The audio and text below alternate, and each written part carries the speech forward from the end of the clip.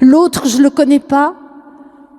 L'autre, peut-être que son apparence extérieure me rebute.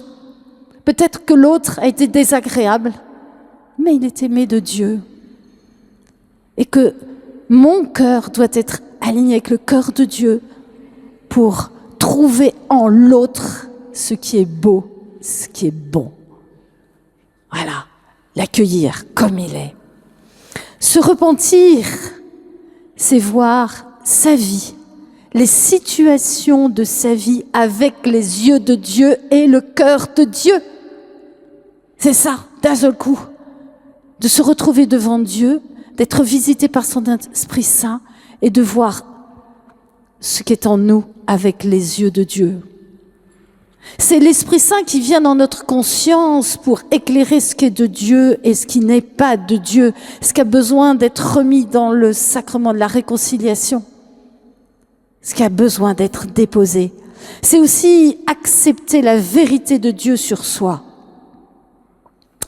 Mais le Saint-Esprit, c'est aussi une puissance, une force qui veut nous aider à accomplir notre mission, cette mission pour laquelle nous avons été appelés. Vous savez, Dieu vous a appelé chacun de vous. Chacun de vous. Depuis toute éternité, c'est ce que je disais tout à l'heure, vous avez été appelés, choisis.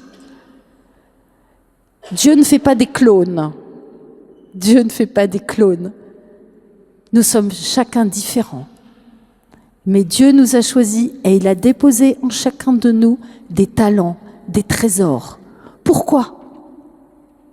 C'est pas simplement pour soi-même.